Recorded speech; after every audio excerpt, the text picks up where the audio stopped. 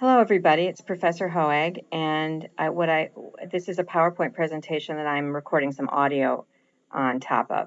I think what you need to do is click on the audio button with each new slide. So to start things off, these are my concluding remarks for the course, and what I want to do in the next few slides is walk you through what we've done this semester and review what I hope you've learned, and you can compare it with what you feel you've actually learned. What you'll need for this exercise are your 6 prep assignments. You'll want to have those handy, and your 6 what I learned assignments, the posts that you made in Yammer. One thing you could do is maybe collect them all in one Word document for easy access. Okay, I think what you need to do is go to the next slide and then hit audio. Okay, you'll know from the syllabus that the objectives of the course are all related to this key item right here. Learn what media and telecommunications managers and leaders do. And as you've heard me say before, I like to frame this in 3 categories. These are 3 pretty useful categories that I think you should use when you're describing your qualifications to employers or in a grad school essay. These are 3 handy ways of organizing what you offer: knowledge, skills, and values. Okay, so think in these terms about what you've learned this semester. What do you know now? What's your knowledge that you didn't have before you took this class? What can you do? What skills do you have that you didn't have before you took this class? And what do I value? As a manager or leader, what are your values? What have you learned about yourself and what your management style would be like? What are the things you care about? That sort of thing. Okay, this seems like a good time to remind you about the 12 values and competencies that all College of Communication students achieve by the time they graduate. Now, I know some of you may not know about this, so what I want to recommend you do is right now or later, go to this link about learning assessment and take a look at the 12 things that all College of Communication students should be able to do and value by the time they graduate. You'll find that the learning objectives for this course are drawn directly from these 12 values and competencies. But this is this website gives you the answer to what is it as a College of Communications graduate that I know that I can do and that I value. Okay, so back to COMM 487. What media and telecommunications leaders do. These were the syllabus learning objectives more specifically. I wanted you to learn about the special responsibilities that media and telecommunications managers have, because this is communications and we're operating in a democracy. So there's the fiduciary responsibility. That's the financial and management responsibility you have to the owners, stockholders, whoever controls the company, to act in their best interests, but also you have to act in the best interest of the public. That has to do with exercising responsible use of the First Amendment and so on. Second is achieve competitive advantage through diversity and ethical management. A lot of the cases that we've treated this semester have to do with multiculturalism, doing business in other countries, the effects of globalization, and how ethical management principles are going to result in good, sound management decisions. Third, strategic thinking and action. I think you've come a long way on this. This, I think, might be the biggest challenge for some of you who are more used to being given concepts, being told concepts and theories, and then given opportunities to apply them. In this class, I made you create the knowledge and do the learning, and that hopefully has led to you being able to develop some strategic thinking and abilities to take action. And finally, fourth, writing, speaking, and listening. These are 3 pretty key management skills, and you've all had quite a lot of practice on that in this class. Okay, in a little bit more detail, what do I mean by the special duty of leaders and managers? As I said, this is the fiduciary responsibility plus the stewardship of free press and access to communications in a democratic society. So think about the cases we dealt with this semester that had to do with access and making sure that your customers and the public in general have access to communication technologies, the ability to communicate, And though not all the countries we studied guarantee a free press and have the same rights as, where citizens have the same rights as our First Amendment, I do hope that you understand. Sorry about the noise in the background. I'm in a hospital. Plus the stewardship, the free press part of this, that you do have a responsibility to at least understand what free press means and make decisions that way.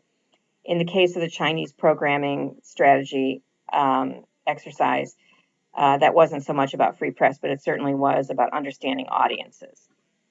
Okay, next, competitive advantage. I chose cases and we delved into activities that had to do with diversity and understanding that multiculturalism is it's a key opportunity, that there are opportunities to be had in business if you understand multiculturalism. Also through ethical stakeholder balancing, especially with this case we just concluded with the Chaplot project.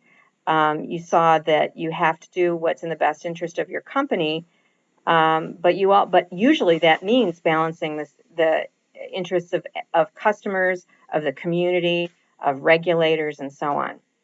And then also finally competitive advantage through innovation. In each of the cases we dealt with this semester, there was a lesson to be had around innovation and how it creates opportunity and competitive advantage. Okay, next, strategy. Critical thinking, creativity, independence, using research, numbers, and business methods. Look at your preps and your what I learned and see how many of the things you identified fall into this category. I think you'll find a lot of them do. And then finally, communicating. You did lots of writing in this class. You did a lot of discussion and cooperation through our Yammer posts and responding to your classmates. And then also we did a lot of in-class discussion, of course. So hopefully you feel comfortable now in how to prepare for making contributions in a group setting, and then how to make those contributions, how to speak up, how to listen, how to write.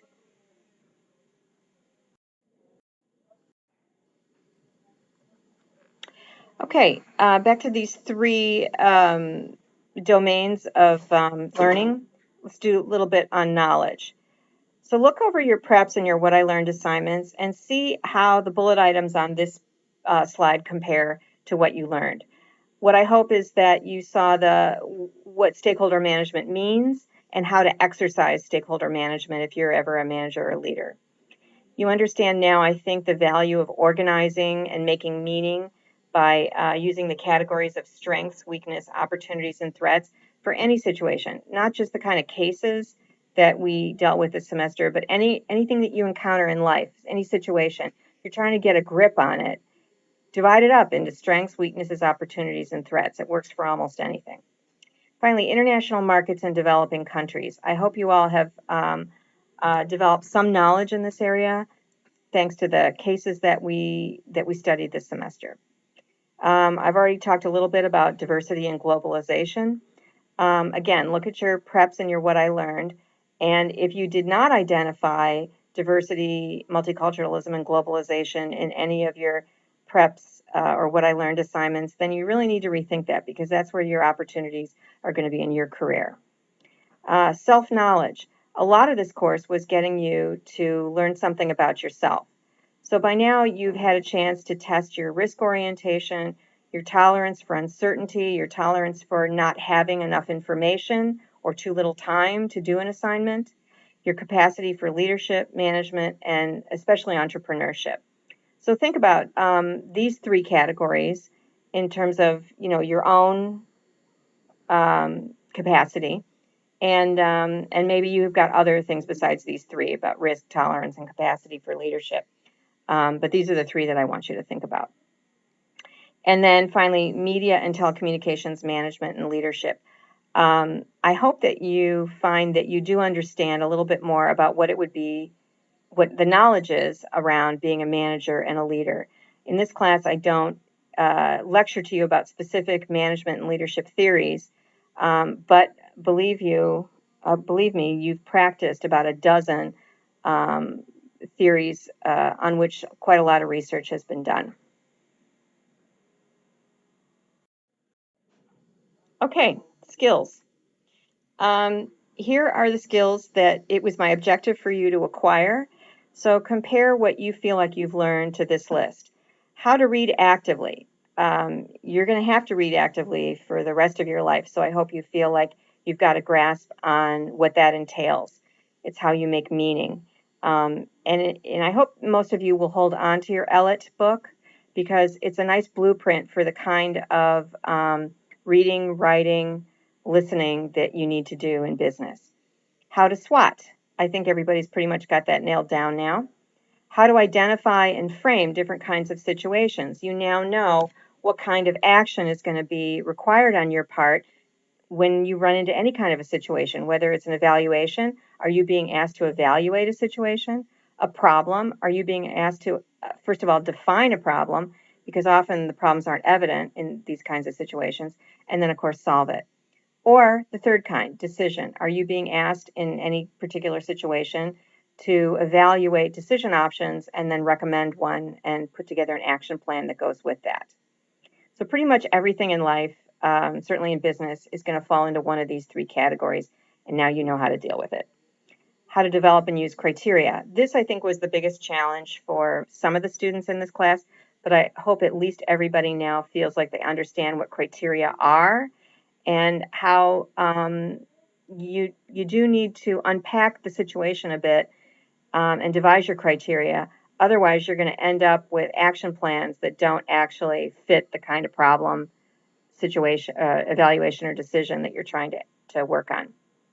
Okay, how to analyze, decide, take action, sort of self-explanatory. How to write for business, and how to continue learning. This is a big objective of this course, and I do hope you understand that a lot of what I've been putting you through this semester has to do with you figuring stuff out on your own, so that you will know how to continue learning once you graduate from Penn State.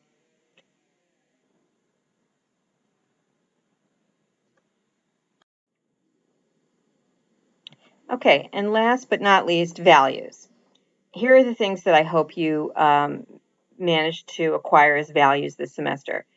That you do well and you do good in business by doing well for others, or you do well to do good, either way. And what this just basically says is that you've acquired the value of understanding that there are lots of different interests, and one of your big objectives is to find the right balance. This is the stakeholder management skill, but I also think it's a value. A big thing you saw in all of our cases was the importance of relationships, partnerships with suppliers, with downstream distributors, with your employees, with your investors, with your customers, with regulators, with the community at large, with government entities that have jurisdiction in the places where you do business. Long-term achievement over short-term results. This is an important value in business. Yes, you could probably make more money in the short term by practicing certain other values, but your fiduciary responsibility as a manager or leader is to look out for the long-term interests of your stockholders, your owners, not just the short term. Okay.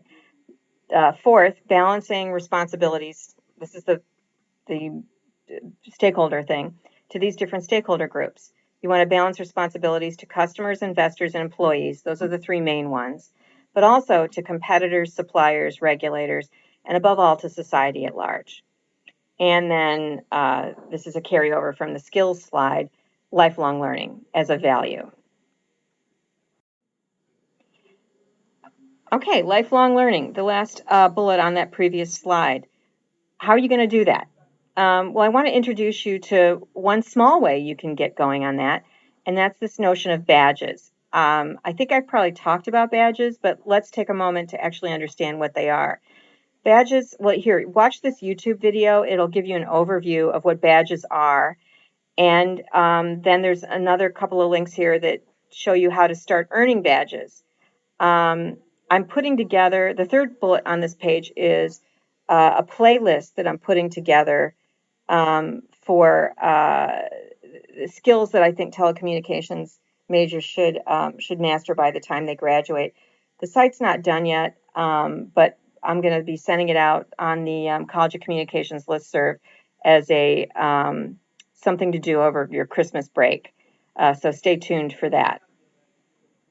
But really, watch this badges video. It's going to be key. And some of you may already have earned badges in different things, like in programming, code writing, Google Analytics, that sort of thing. And if you do have badges, put them on your resumes. Employers are starting to get what badges are, and they'll be very interested in any badges you might have.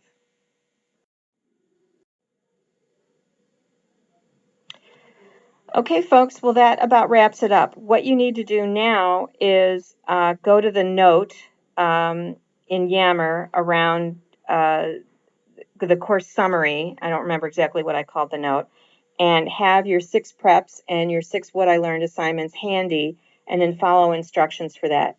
Basically, it asks you to reflect on what you learned as compared to the slide presentation I just gave you. Okay, I'll see you all next week for the weather company. And I understand some of you can't see your what I learned post scores, so that's on my to-do list today to fix, today being Friday the 5th. Okay, you know how to get in touch with me if you need anything. Take care, everybody.